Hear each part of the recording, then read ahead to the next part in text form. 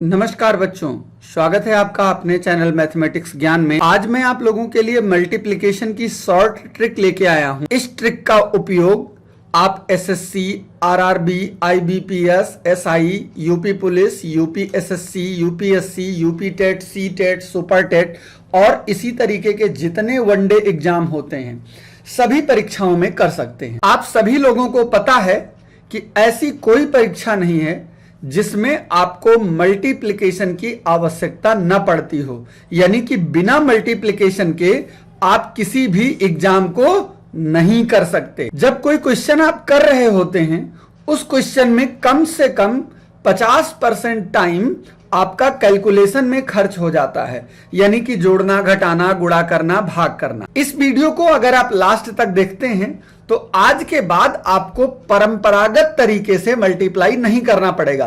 परंपरागत तरीके का मतलब हो गया, जैसे अभी आपको 24 को 25 से मल्टीप्लाई करना है तो आप क्या करते हैं, 24 और 25 को ऊपर नीचे लिख करके 5 चक्कू 20 का 0, 5 दूनी 10 और 2 12, फिर एक अंक के नीचे क्रॉस लगाते हैं और 24 दूनी 48। अगर आपकी कैलकुलेशन फास्ट भी है तब भी आपको अच्छा खासा टाइम लग जाता है, लेकिन आपको यह परंपरागत तरीका बिल्कुल भी यूज नहीं करना है। इसका मतलब यह हुआ कि कोई भी 2 अंकों की संख्या अगर आपके पास आती है, 2 ही नहीं, 2 अंकों की, 3 अंकों की, 4 अंकों की, तो आप उसका मल्टीप्लिकेशन 2 से 3 सेकंड में आसानी से यानी ओरली कर सकते हैं। बिना टाइम वेस्ट किए सीधे हम आपको एग्जाम्पल पर लेके चलते हैं। सबसे पहले हम ऐसी संख्याओं की बात करेंगे जो 10 या 100 के आसपास हो सकती हैं, यानी कि उन संख्याओं का आधार बेस या तो 10 हो या फिर 100 हो। जैसे ये संख्या देखिए 12 गुणे 14। अब इसमें से चाहे आप 12 को देखिए या फिर 14 को देखिए, ये दोनों संख्याएं बेस 10 के आसपास हैं, यानी कि इनके लिए जो बेस यूज होगा वो होगा 10। फर्क क्या है इस बेस से, 10 से ये जो 12 है ये केवल 2 ज्यादा है और इस 2 को हम लिखेंगे इस 14 यानी कि 14 के नीचे, और ये 14 इस 10 से 4 ज्यादा है, इसको हम लोग लिखेंगे इस 12 के नीचे। और उसके बाद इन दोनों को मल्टीप्लाई करेंगे और रिजल्ट में 10 में एक 0 होता है तो रिजल्ट को मैं 1 डिजिट में यानी कि एक अंक में लिखूंगा। तो 4 2 जा 8 और 8 अकेला एक ही अंक का है तो इसको ऐसे ही लिखा रहने देंगे। उसके बाद चाहे आप ये वाला पेयर सॉल्व कर लीजिए, यानी कि 12 में 4 जोड़ दीजिए, और या फिर ये वाला पेयर सॉल्व कर लीजिए, यानी 14 में 2 जोड़ दीजिए। दोनों तरफ से आंसर सेम आएगा और जो भी आंसर आए वो इसके बगल में लिख दीजिए और यही हमारा आंसर हो जाता है। बहुत आसान सा प्रोसेस है। आप अभी 12 को 14 से, वैसे ये छोटे नंबर हैं, आप कहोगे मैं इनको ऐसे ओरल ही जल्दी कर लूंगा, हो सकते हैं, लेकिन अभी इन्हीं की जगह पे बड़े नंबर आ जाते, यानी 79 आ जाता, 48 आ जाता, 77 आ जाता। तो इस तरीके के नंबर अगर आ जाते तो मल्टीप्लिकेशन आपका बड़ा हो जाता। लेकिन इस वीडियो के देखने के बाद आप ऐसे भी नंबर का मल्टीप्लिकेशन ओरल करने लगोगे। ये जो आप कंडीशन देख रहे हो, जो मैं ये लिख के दिखा रहा हूं, चूंकि मुझे आपको समझाना है इसलिए लिखना जरूरी है, लेकिन जब आप खुद यानी ओरली कर रहे होगे तो आपको यह भी लिखने की जरूरत नहीं पड़ेगी, सारा का सारा काम आप खुद कर लोगे। दूसरा एग्जांपल देखिए, ये 15 इंटू 13 है। अब इसको अगर हम इसी बेस 10 से तुलना करें तो ये 15 अपने बेस से 5 ज्यादा है, तो उसको मैं इस 13 के नीचे लिख दूंगा, और ये 13 अपने बेस से 3 ज्यादा है तो उसको मैं इस 15 के नीचे लिख दूंगा। इसके बाद इन दोनों को जब आप मल्टीप्लाई करोगे तो 5 तियां 15 आता है, लेकिन मैंने आपसे क्या कहा था कि बेस में 10 यानी एक 0 है, तो इसका आंसर मुझे 1 डिजिट में लिखना होगा। तो 15 का 5 लिखूंगा और इसके लिए जो हासिल यानी कैरी है वो उसके नीचे छोटा सा ये दिखाने के लिए लिख देंगे कि मुझे अगले अंक में इसको जोड़ना है।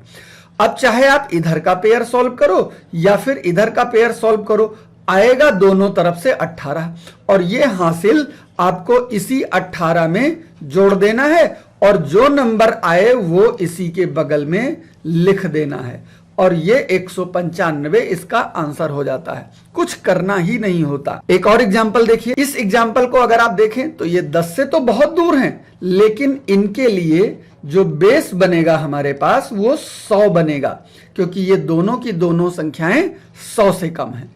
ये संख्या 100 से 9 कम है 91, तो 9 को हम दूसरी वाली संख्या से कम का मतलब माइनस का चिन्ह लगा देंगे। यहां पे ज्यादा था तो मैंने प्लस का चिन्ह लगाया था। अब इस 100 से इस 93 को देखोगे तो ये 7 कम है।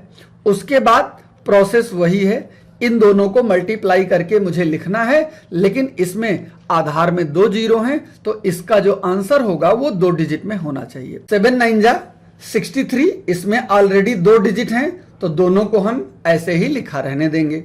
अब उसके बाद चाहे आप इधर का पेयर सॉल्व कर लो, चाहे आप इधर का पेयर सॉल्व कर लो, तो 13 में से 9 निकल गया 4 और यहां पे बचे 8। अब ये 84 इसी के बगल में लिख देना है और यही हमारा आंसर हो जाता है। बगैर कोई कैलकुलेशन किए आप ओरल कर सकते हो, बस थोड़ी सी प्रैक्टिस की जरूरत है और वो तो आपको करनी ही पड़ेगी। एक एग्जाम्पल और देखिए, 94 इंटू 88। अब ये भी संख्याएं 100 के आसपास हैं। 94 को अगर आप तुलना करोगे तो ये 100 से 6 कम है, तो इस चीज को मैं इस नंबर के नीचे लिख दूंगा, और ये 100 से 12 कम है तो इसको मैं इसके नीचे लिख दूंगा। अब इसके बाद इन दोनों को जब आप मल्टीप्लाई करोगे तो 12 6 जा 72, 2 ही अंक हैं, तो इसको आप इसके बगल में लिख दोगे। उसके बाद चाहे आप ये पेयर सॉल्व करो और चाहे आप ये पेयर सॉल्व करो, ये बचेगा 82 और इसी के बगल में आपको ये 82 लिख देना है और यही आपका आंसर हो जाएगा। तो ये सारी संख्याएं तो ऐसी संख्याएं थी जिनका बेस या तो 10 के आसपास होता था या फिर 100 के आसपास होता है। लेकिन सीधी सी सोचने वाली बात है, क्या सारी संख्याएं ऐसी नहीं हो सकती? संख्याएं और भी टाइप से आ सकती हैं। तो उस केस में हमें क्या करना होगा? अब हम ऐसी संख्याओं की बात करेंगे जो या तो 25 के आसपास होंगी या फिर 50 के आसपास होंगी। एक एग्जांपल देखते हैं, जैसे ये है 52 इंटू 56। अब ये दोनों की दोनों संख्याएं 50 के आसपास हैं, तो सीधी सी बात है, यहां पे जो हमारे लिए बेस यूज होगा और ये 50 होगा, लेकिन एक्चुअल यानी कि जो मूल बेस होते हैं वो या तो 10 होंगे या फिर 100 होंगे या फिर 1000 होंगे, यानी 1 से रिलेटेड होंगे। तो अगर इसको 1 से रिलेटेड बेस में कन्वर्ट किया जाए तो 50 का मतलब होता है 100 डिवाइडेड बाई 2। चाहे आप 100 का आधा कर लें, यानी कि बेस आप तुलना 50 से करें लेकिन आंसर को आधा लिख देंगे, या फिर हम इसको 10 इंटू 5 भी लिख सकते हैं। मतलब कि तुलना हम 10 से करें और आंसर को 5 गुना कर दें। हम दोनों से करके दिखाएंगे, दोनों से आंसर सेम आएगा। सबसे पहले हम 100 बटे 2 यानी कि 50 का मतलब 100 का आधा करके देखते हैं। तो इस संख्या को अगर आप 50 से तुलना करोगे तो ये 2 ज्यादा है, और इसको 50 से तुलना करोगे तो ये 6 ज्यादा है। इसके बाद इन दोनों को गुणा कर दोगे तो 6 दूनी 12। चूंकि अभी हम 100 से तुलना कर रहे हैं, 100 में 2 अंक हैं, 2 जीरो हैं, तो यानी कि इस 12 को 2 डिजिट में मुझे लिखना पड़ेगा। उसके बाद चाहे इधर का पेयर सॉल्व करो चाहे इधर का पेयर सॉल्व करो, तो 56 और 2 58 हो गया।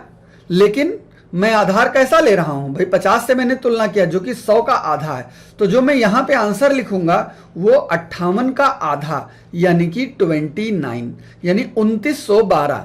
ये हमारा आंसर हो गया उस केस में जब मैंने आधार को 100 का आधा लिया है। पर कोई जरूरी नहीं है आधार को 100 का आधा ही लिया जाए। हम आधार को 100 के बजाय 10 के फॉर्म में भी ले सकते हैं। तो अगर 10 के फॉर्म में लेंगे तो तरीका तो वही रहेगा भाई, 50 से तुलना करनी है। ये 2 ज्यादा है तो +2 मुझे इसके नीचे, और ये 6 ज्यादा है तो +6 इसके नीचे। गुणा भी उसी तरीके से करेंगे, 6 दूनी 12। लेकिन जब मैंने आधार 100 लिया था तो 2 अंक थे, तो मैंने यहां पे 2 डिजिट लिख दिए थे। बट अब की आधार में 10 से तुलना कर रहा हूं, मतलब कि 10 को बना करके लगा रहा हूं, और 10 में एक ही अंक होता है यानी 1 0 होते हैं। तो मैं इस 12 का 2 लिखूंगा और वो जो 1 है उसको एज अ हासिल या कैरी मैं नीचे छोटा सा लिख दूंगा। फिर चाहे आप इधर का पेयर सॉल्व करो चाहे आप इधर का पेयर सॉल्व करोगे, आएगा 58 भाई, 56 और 2 58। यहां पे मैंने 100 का आधा किया था तो मैंने 58 का आधा आंसर लिखा था। अब यहां पे मैं 10 का 5 गुना कर रहा हूं तो आंसर में मुझे इसका 5 गुना लिखना है और ये 1 हासिल ऐड कर देना है।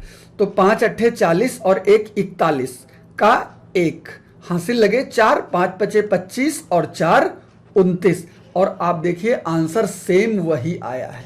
मतलब आधार के बदलने का कोई फर्क नहीं पड़ता है, एटलीस्ट आंसर मुझे वही मिलेगा जो आना चाहिए। वो चाहे मैं आधार को 100 के टर्म में बना के करूं या फिर 10 के टर्म में बना के करूं या फिर 20 के टर्म में बना के करूं।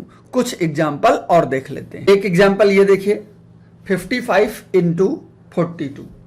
ये दोनों संख्याएं 50 के आसपास हैं। एक संख्या 50 से ज्यादा है और एक संख्या 50 से कम है। वैसे ऐसी संख्याओं पर मैं और वीडियो बना चुका हूं, आप प्लेलिस्ट में इन वीडियोस को देख करके इनका फायदा उठा सकते हैं। मैंने बहुत डिस्क्रिप्शन में वीडियोस दी हुई हैं, इसका लिंक ऊपर आप आई वाले आइकन को प्रेस करके भी पा सकते हैं।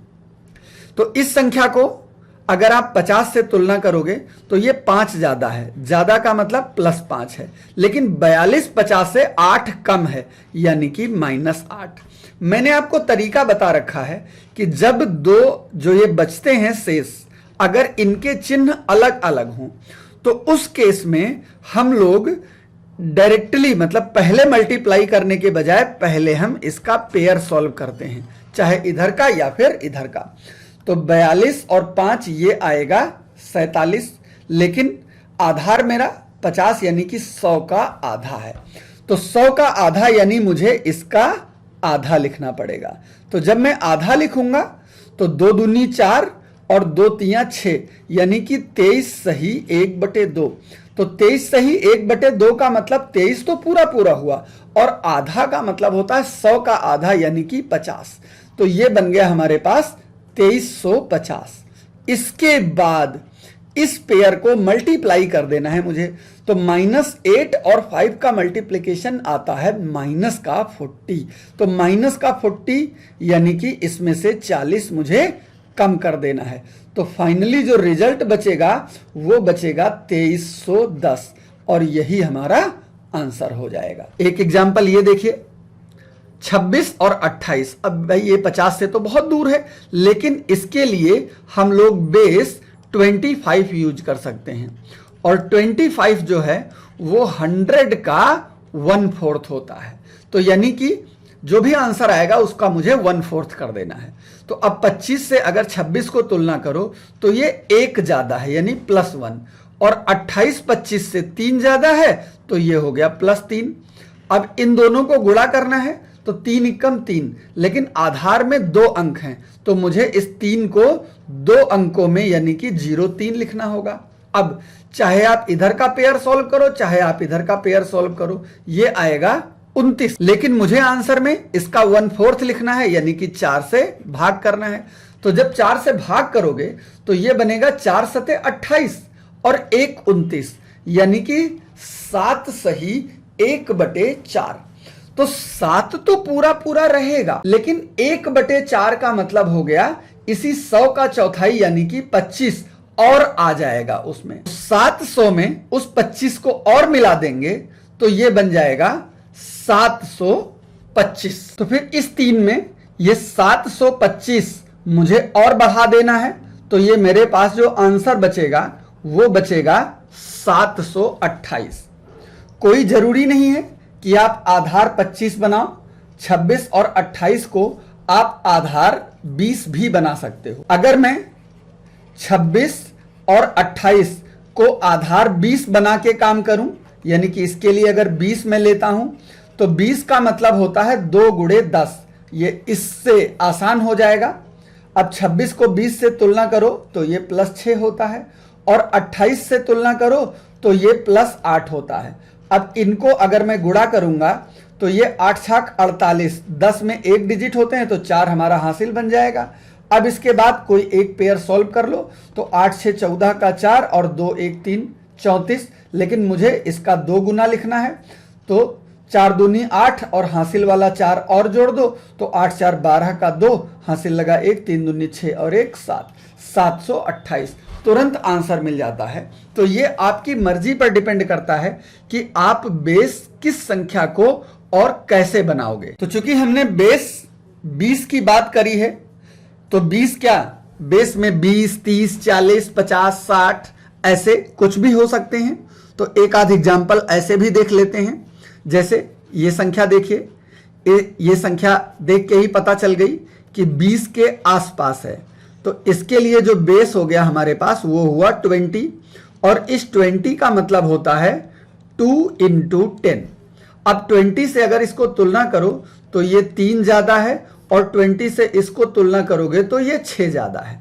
अब इन दोनों को मल्टीप्लाई करोगे तो ये आएगा 18, 18 का 8 लिखोगे और कैरी यानी हासिल में 1 चला जाएगा। अब इसको ऐड करोगे तो 26 और 3 29, लेकिन मुझे बेस 10 का 2 गुना लेना है, तो जब 29 का 2 गुना लोगे तो 58 और एक हासिल इसी में जुड़ जाएगा तो 59, यानी कि 598 हमारा आंसर हो गया। एक एग्जाम्पल ये देखिए, 78 गुणे 79, ये संख्या बेस यानी कि 80 के आसपास है, तो इसके लिए बेस हम 80 यूज कर सकते हैं। तो 80 से अगर इसको तुलना किया जाए तो 78 80 से 2 कम है, और 79 80 से 1 कम है। दोनों का चिन्ह एक जैसा है, सीधे मल्टीप्लाई कर दो, तो 2 × 2, आधार 80 एक ही जीरो है तो कोई फर्क नहीं पड़ता, और इस 80 को तुलना कर मतलब मेन आधार से करोगे तो ये 10 का 8 गुना आएगा। एक पेयर सॉल्व करो तो चाहे इधर का पेयर सॉल्व करो चाहे इधर का पेयर सॉल्व करो, ये बचेगा 77, लेकिन मुझे 8 गुना लिखना है, मतलब मुझे इसको 8 से गुणा कर देना है। ओरल किया जा सकता है, 8 सते 56 के 6, हासिल लगे 5, 8 सते 56 और 5 61, 6162, और यही हमारा आंसर हो गया। एक एग्जाम्पल और देखिए, संख्या देख के पता चल जाएगी कि इसके लिए बेस क्या हो सकता है। इसके लिए बेस 40 यूज किया जा सकता है, 40 के आसपास है। अगर आप इसको 40 से तुलना करो तो ये 1 ज्यादा है, और 43 की तुलना करो तो ये 3 ज्यादा है। सबसे पहले इनको गुणा करोगे, और 40 का मतलब बेस होता है 4 गुणे 10, तो तुरंत हमें क्या करना है, 10 का मतलब एक डिजिट में आंसर लिखना है, तो 3 × 3। अब चाहे इधर का पेयर सॉल्व करो चाहे इधर का पेयर सॉल्व करो, दोनों तरफ से 44 ही आएगा। 4 गुना मुझे लिखना है तो इसको आप 4 से गुणा करके लिख दो, 4 चक्कू 16 के 6, 4 चक्कू 16 और 1 17, 1763 हमारा आंसर हो गया। तो इसको देख करके आप समझ गए होंगे कि बेस कुछ भी हो फर्क कोई नहीं पड़ता। जरा इस संख्या को देखिए, इसके लिए आपका बेस क्या यूज हो सकता है, तो ये संख्या 63 और 61, आप इसको 50 से भी तुलना कर सकते हो और 60 से भी तुलना कर सकते हो। अगर हम 60 से तुलना करें तो ये हो गया 6 गुणे 10, ये 60 से 3 ज्यादा है +3, और ये 60 से 1 ज्यादा है +1। इनको गुणा करोगे तो 3 × 3 एक ही अंक में लिखना है। उसके बाद एक पेयर सॉल्व कर लो तो 61 और 3 64, 6 गुना आंसर लिखना है, 6 से गुणा कर दो, 6 चक्कू 24 का 4, हासिल लगे 2, 6 छक 36 और 2 38, 3843 इसका आंसर हो गया। तो इसका मतलब ये हुआ कि 20 40 50 इस तरीके से कोई भी संख्या आ जाए आप आसानी से कर लोगे। लेकिन ऐसा भी पॉसिबल है कि दोनों संख्याएं एक ही आधार के पास ना हो, दोनों संख्याएं अलग अलग आधार हो, यानी कि कोई एक संख्या केवल अपने आधार के पास हो। जैसे इस संख्या को देखिए 23 और 46। अब आप देखोगे तो ये 23 जो संख्या है ये 20 के आसपास है, 25 के आसपास है, लेकिन 46 जो है 50 के आसपास है। तो अब आपकी मर्जी पर डिपेंड करता है कि आप आधार का अंक 50 लेते हो या फिर 20 लेते हो, आंसर दोनों से आ जाएगा। तो अगर मैं 20 लेता हूं तो 3 एक्स्ट्रा जाएगा और 50 लूंगा तो 4 कम पड़ेगा। तो 4 और 3 दोनों का टेबल आपको आसानी से पता है, इसलिए प्रॉब्लम कोई होने वाली ही नहीं है। तो मैं यहां पे आधार 20 ले लेता हूं। तो अगर आप 20 से तुलना करोगे तो ये संख्या अपने आधार से 3 ज्यादा है, वो मुझे इसके नीचे लिख देनी है। और ये संख्या अपने आधार से 26 ज्यादा है, तो वो मुझे इसके नीचे लिख देनी है। अब इसके बाद मुझे इसको मल्टीप्लाई करना है, लेकिन आधार का मतलब है इसको जब एक्चुअल यानी मूल आधार से तुलना करोगे तो ये 2 गुणे 10, मतलब आधार में एक ही अंक है, 0 1 है, तो आंसर में मुझे एक डिजिट लिखना है। तो 3 से जब 26 का गुणा करोगे तो ओरल किया जा सकता है, 3 छाक 18 के 8, हासिल लगे 1, और 3 दूनी 6 और 1 7, यानी कि ये 7 हमारा हासिल हो जाएगा। अब चाहे इधर का पेयर सॉल्व करो और चाहे इधर का पेयर सॉल्व करो, तो ये बचा 49, लेकिन आधार का 2 गुना, यानी कि 49 दूनी 98, और 98 में ये 7 हमारा हासिल और जुड़ जाएगा, तो ये बन गया 105, और यही हमारा आंसर हो गया 1058। तो ये फर्क ही नहीं पड़ने वाला कि आपकी एक संख्या आधार के पास है या 2 संख्याएं आधार के पास हैं। दोनों हो तब भी आसान होता है और एक हो तब भी आसान होता है। जैसे इस एग्जाम्पल को देखिए, यह भी बहुत ही आसान है। आप 78 यानी आधार 80 ले सकते हो, आप आधार 50 ले सकते हो, और 19 मतलब आधार 20 ले सकते हो। तो जितने आधार के नजदीक होगी संख्या उतना ही आसान होता है कैलकुलेशन। तो अगर मैं 20 आधार ले लूं तो 19 जो है ये 20 से 1 कम है, तो ये हो गया -1, और ये संख्या 20 से 58 ज्यादा है। लेकिन जब एक संख्या प्लस और एक संख्या माइनस में आए तो पहले मल्टीप्लाई नहीं किया जाता, पहले पेयर सॉल्व किया जाता है। तो पेयर जब सॉल्व करोगे तो ये बचेगा 77, लेकिन 20 का मतलब मुझे इसका 2 गुना लिखना है, तो 2 गुना लिख दो। 7 दूनी 14 का 4, 7 दूनी 14 और 1 15, और आधार में जितने जीरो हो उतने जीरो आप इसके आगे बढ़ा दीजिए। अब इसके बाद इनका मल्टीप्लाई करते हैं, तो 58 और 1 का मल्टीप्लिकेशन में आएगा -58, तो -58 यानी मुझे इसमें से घटाना पड़ेगा। तो 10 में से 8 गया 2, यहां पे बचा 3, यहां से हासिल लाए 13 हो गया, और 13 में से 5 निकल गया 8, और यहां पे बचा 14, यानी कि 1482 हमारा आंसर हो गया। उम्मीद है आपको आज की वीडियो पसंद आई होगी।